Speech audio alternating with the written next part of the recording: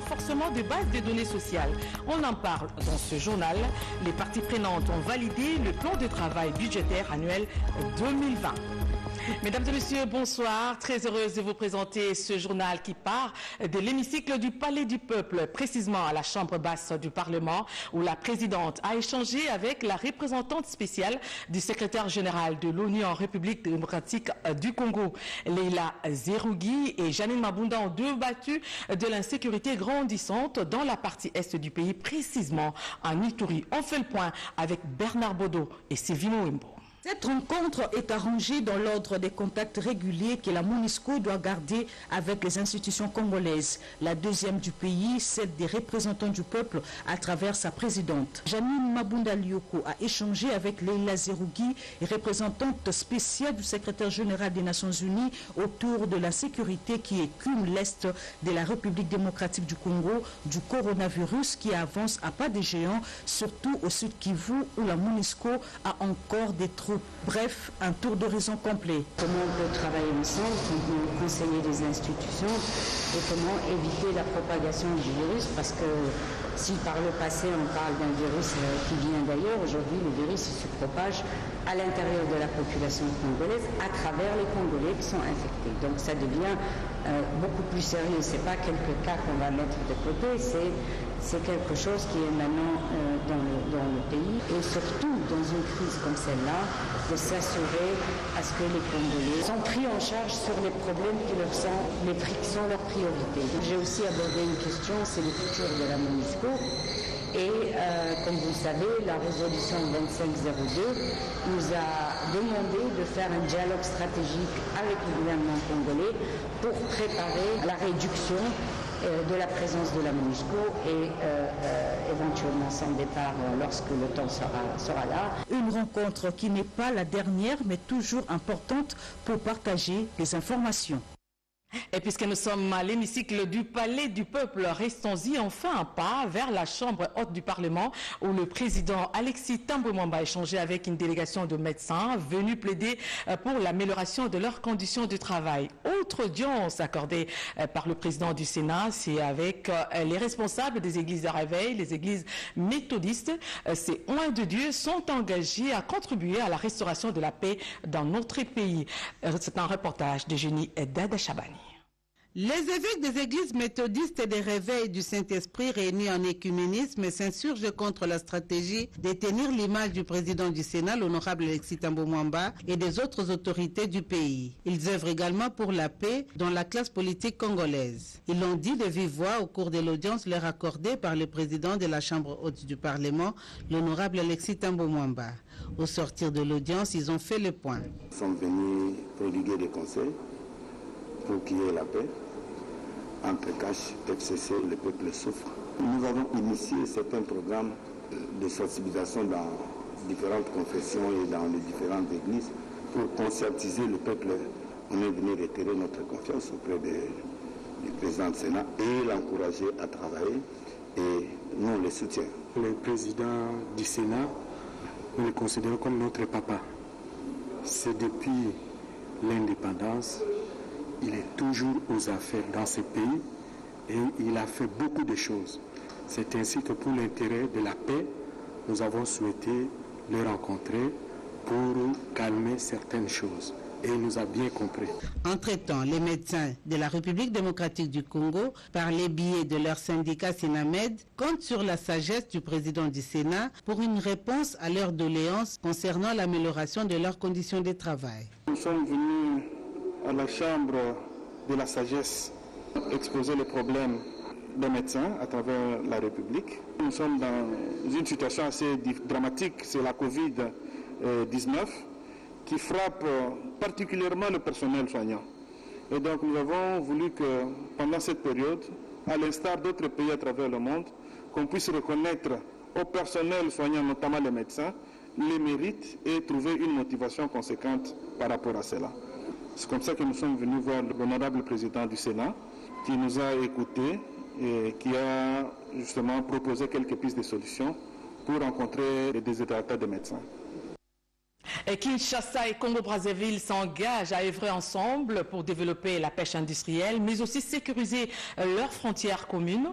Les participants à la 6e session du comité mixte République démocratique du Congo, République du Congo, ont opté d'harmoniser le vu pour un meilleur partenariat entre les deux capitales les plus rapprochées du monde. Reportage Ibrahim Chako et Patience Mboyo-Djoké.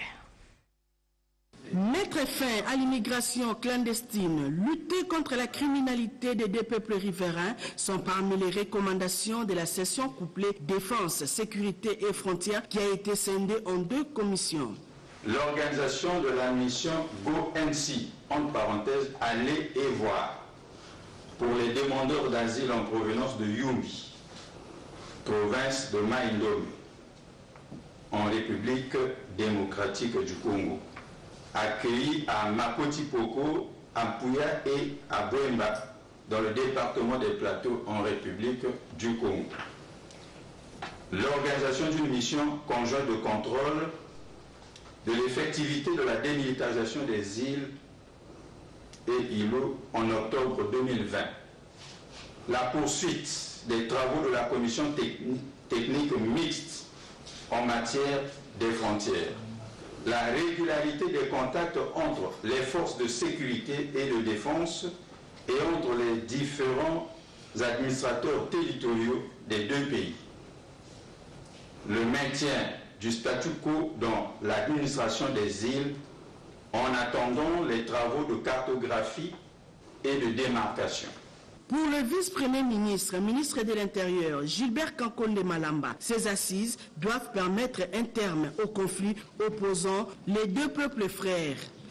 La réussite de ces travaux impactera positivement sur le mieux-être, le mieux vivre ensemble et prouvera que nos 2 capitales les plus rapprochées du monde ont su tirer avantage de la substance, de la sagesse du penseur américain que j'évoquais dans mon propos d'ouverture. Je cite, « Si nous savons ce que nous sommes et ce vers quoi nous tendons, nous pourrons décider de ce qu'il faut faire et de comment le faire. » La session couplée Défense, Sécurité et Frontières tenue à Oyo, au Congo-Brazzaville, du 27 au 30 mai, s'est clôturée dans un esprit de fraternité. Nous l'avons dit en titre, la 4e réunion du comité de pilotage d'appui au recensement général de la population a vécu. Les parties prenantes ont validé les plans de travail budgétaires annuels 2020. Bienvenue Salah, Rikinzouze Loya, reportage. La République démocratique du Congo s'engage résolument vers la maîtrise de sa population. C'est pour répondre avec promptitude aux besoins sociaux de base et atteindre les objectifs de développement.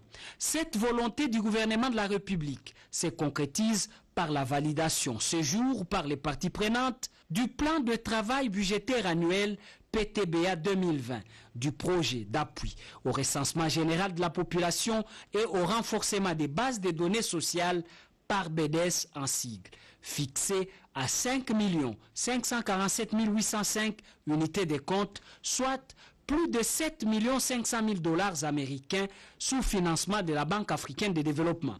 Le comité de pilotage réuni sous la présidence de Madame la vice-première ministre, ministre du Plan, Élisée Mounemboué, a relevé l'essentiel des activités qui concernent le financement de la phase du dénombrement de la population avant d'appuyer le renforcement statistique social dans les domaines de l'éducation, du genre, de l'emploi et de l'environnement. C'est ce plan de travail qui va permettre aux activités retenues d'être réalisées.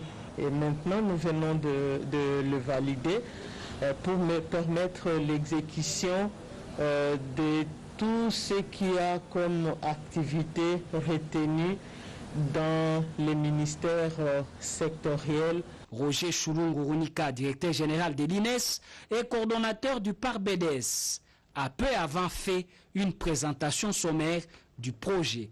Comme l'indique le plan de travail et budget annuel pour 2020, et le ministère du Plan qui chapeaute ce projet par son organe de tutelle qui est l'Institut national de la statistique, en termes de renforcement de cette institution pour la production des données statistiques fiables et à jour qui devront permettre aux décideurs de prendre des orientations pour orienter les politiques publiques de notre pays.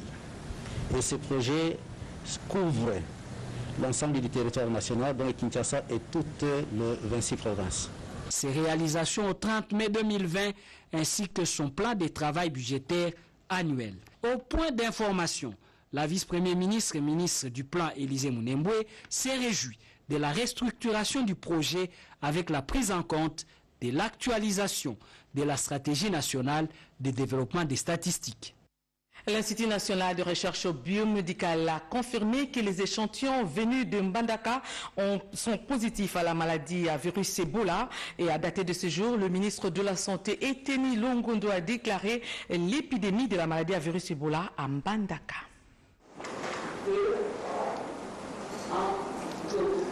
Chers compatriotes, depuis le 31 mai 2020, 8 cas de fièvre hémorragique, parmi lesquels 2 positifs vivants, 2 cas suspects, 1 décès positif et 3 décès probables ont été notifiés dans la ville et la zone de santé de Mbandaka dans la province de Parmi les analyses effectuées au laboratoire de l'INRB, 3 échantillons se sont révélés positifs au virus Ebola sérotype Zaïre. Chers compatriotes, comme vous le constatez, en plus de la pandémie de la Covid-19 et de l'épidémie d'Ebola à l'est du pays, notre pays est encore appelé à faire face à une autre épidémie de la maladie à virus Ebola dans la province de l'Équateur. Celle-ci est la 11e épidémie dans notre pays. Cependant, je tiens à vous rappeler que les 3 dernières épidémies se sont succédées sans intervalle de plus d'1 mois. Chers compatriotes, la survenue de cette dernière épidémie ne devrait pas ébranler nos populations, car, tirant des leçons des épidémies passées, notre pays dispose des expériences en gestion des urgences sanitaires de portée internationale et de ressources humaines qualifiées. Ainsi, nous vous exhortons à ne pas céder à la panique, car le ministère de la Santé vient de prendre toutes les dispositions utiles pour riposter efficacement à cette 11e épidémie à la maladie à virus Ebola. Nous sollicitons en ce moment l'appui et la collaboration de l'OMS et des autres partenaires du ministère de la Santé pour lutter efficacement contre cette épidémie. Ainsi, je déclare ce jour l'épidémie de la maladie à virus Ebola à Mbandaka. Ensemble, nous allons bouter cette épidémie hors de la ville de Mbandaka et hors de la République démocratique du Congo. Je vous remercie. La situation épidémiologique Covid-19 en République démocratique du Congo, depuis le début de l'épidémie déclarée en République démocratique du Congo le 10 mars jusqu'au 31 mai, le cumul est de 3195 cas confirmés, dont 1 cas probable, 72 décès, 454 personnes guéries et 2169 patients sont en bonne évolution. Notez aussi qu'il y a 986 cas suspects qui sont en cours d'investigation et la province de Kwango vient d'enregistrer son premier cas. Il s'agit d'une fille de 12 ans qui aurait séjourné à Kinshasa pendant 2 semaines. Et le ministre en charge de la Santé expliqua. La barre des 3000 cas de Covid-19. Cependant, l'on assiste à ce jour à une baisse importante de la mortalité qui est passée de 10,5% à 2,3%. Beaucoup d'efforts sont consentis par le gouvernement pour la riposte. Les moyens financiers, le gouvernement en possède. Confirmation du ministre de la Santé devant la presse ce lundi. Depuis lors, Le gouvernement de la République a pris et continue à prendre des dispositions conséquentes pour sauver le maximum de ses citoyens affectés et en même temps préserver la majorité de la population. Le gouvernement vient actuellement de trouver des moyens financiers et ces moyens sont mis à la disposition du ministère pour financer des activités de sensibilisation de proximité à Kinshasa et dans le reste du pays. Le ministre Eteni Longondo a affirmé que le traitement de tous les malades de Covid-19, y compris les frais funéraires en cas de décès, sont pris en charge par les gouvernements. Le gouvernement a renforcé la capacité d'accueil des hôpitaux de prise en charge à Kinshasa et le fera aussi à travers la République.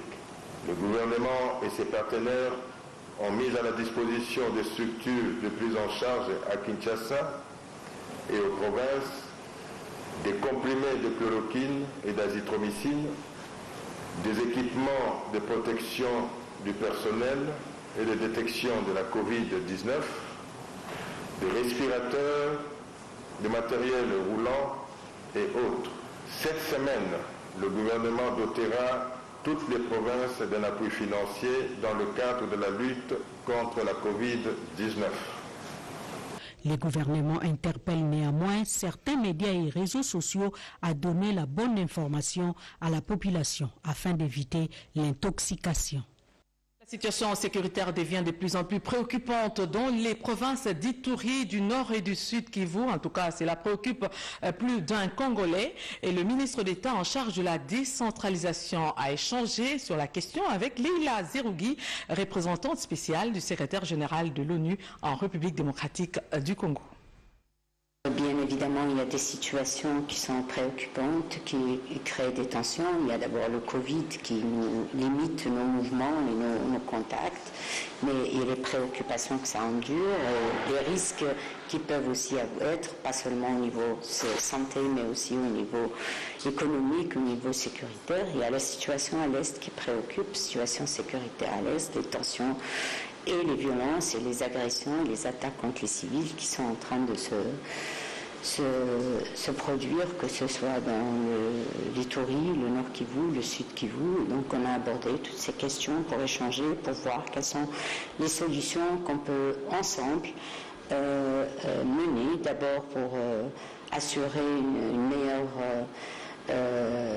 protection des populations vulnérables dans les zones qui sont affectées par une recrudescence des groupes armés. Ensuite, comment on peut aussi réfléchir ensemble et vraiment commencer à mettre en œuvre les moyens de la part de l'État, de la part des Nations Unies et de la part des communautés et des autorités locales pour trouver des solutions à moyen, long terme pour régler les problèmes, stabiliser les populations et mettre en place, renforcer la présence de l'État, renforcer les capacités régaliennes de l'État et user des moyens pour à la fois protéger les populations vulnérables, mais aussi sanctionner ceux qui sont à l'origine de ces violations. Et la ministre en charge des Affaires sociales, je citais Rose Boyata, s'emploie à sensibiliser les encadreurs du secteur de l'alphabétisation dans le respect des gestes et barrières pour limiter justement la propagation de la Covid-19. C'est la ministre des Affaires sociales, Rose Boyata Mokantou, qui a lancé officiellement la campagne de sensibilisation contre la Covid-19 auprès des facilitateurs communautaires à Kinshasa. Initiative de l'ASBL Alpha Congo qui vise à mobiliser les encadreurs sociaux autour de cette pandémie afin qu'ils puissent les relayer auprès des apprenants. Je voudrais profiter de cette occasion pour remercier l'ASBL Alpha Congo et son partenaire Alpha Lit International pour ce geste de solidarité à nos vulnérables. Au-delà de tout, des désinfectants et cache-nez ont été remis à un échantillon de facilitateurs communautaires présents en Cellier. Vous savez, aujourd'hui, vous et moi peut-être avons la possibilité de payer les cache-nez ou de payer un désinfectant, mais un apprenant peut être en difficulté, alors qu'est-ce qu'il faut? C'est comme ça qu'il faut lui amener. pour qu'ils puissent aussi se protéger. Cette campagne qui débute en ce jour va s'étendre durant 2 mois dans la ville de Kinshasa. Nous faisons un tour dans le Sud Kivu avec le début de la saison culturelle financée par la Banque mondiale. Les participants vont étudier les voies et moyens pour relancer le développement de leur contrée. Dans le cadre des activités PICAGEL sur l'intégration régionale pour la production et dissémination des cultures biofortifiées sur le parcelle, des démonstrations installées dans les différents territoires de la province du Sud Kivu, les SIAT a organisé des activités ci-après dans le respect des distanciations sociales recommandées par les autorités nationales, relayées par le gouverneur de province, des journées de sélection variétale participative couplées avec l'échange d'expériences avec cette activité. SIAT, ITA et PICAGEL visent à vulgariser les variétés des haricots biofortifiés adaptés et sélectionnés par les différents partenaires pour la saison A 2020. Les partenaires ont reçu les enseignements sur les techniques agricoles à appliquer pour la saison A de septembre 2020 par le professeur Dr Antoine Gayenka Lubobo, représentant pays du SIAT RDC. Les variétés des haricots ne peuvent pas s'adapter de la même manière qu'il s'agisse de Walungu, qu'il s'agisse de Kabare, qu'il s'agisse de Calais.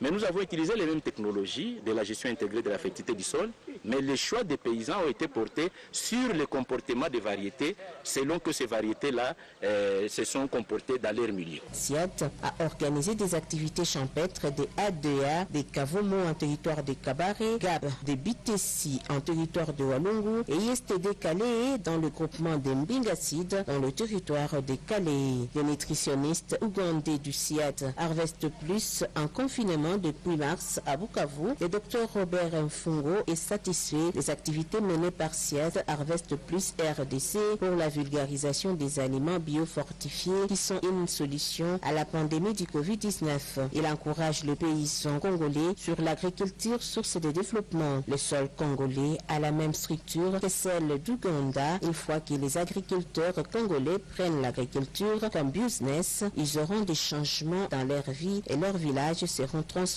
Les résultats des variétés choisies seront communiqués aux partenaires avant la saison A de septembre 2020.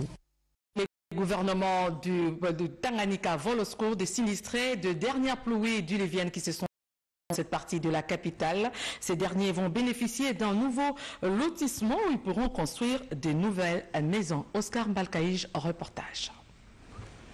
Les récentes pluies diluviennes qui ont endeuillé plusieurs familles et provoqué des dégâts matériels importants dans les territoires de Kabalo, province de Tanganyika, n'ont pas laissé indifférentes les autorités tant nationales que provinciales. Des interventions musclées et assistance sociale ont été vite apportées aux sinistrés, interventions appréciées à leur juste valeur par l'élu de Kabalo. Le député national Mbuyu Lyongola a saisi l'occasion pour témoigner sa gratitude au gouvernement de la République, aux autorités provinciales de Tanganyika, ainsi qu'à toute personne de bonne volonté. Nous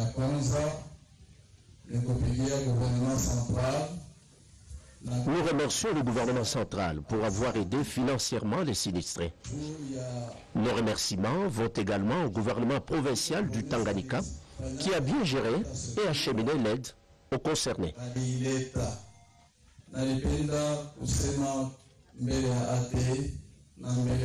Avec l'administrateur du territoire, nous mettons tout en œuvre afin d'obtenir un nouveau lotissement, notamment à Tchanga et Kaila, des sites où les sinistrés